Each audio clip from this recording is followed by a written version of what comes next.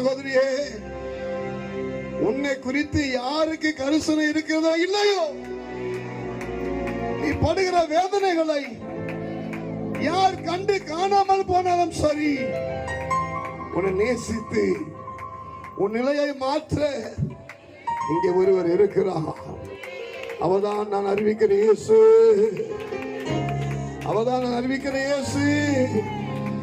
38 வருஷமா படுத்திருந்தவனை சுகமாய் எழுப்பின ஆண்டவர்.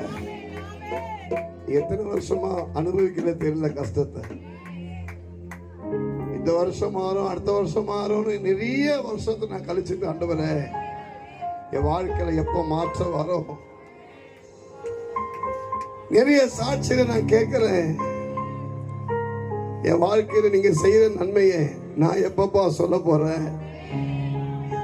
சொல்ற அளவுக்கு ஒரு அடையாளத்தை எனக்கு காட்டுங்க ஆண்டவரேன்னு கண்ணீரோடு ஜெபம் பண்றல மகளே, நீ கண்ணீரோடு ஜெபம் பண்றல,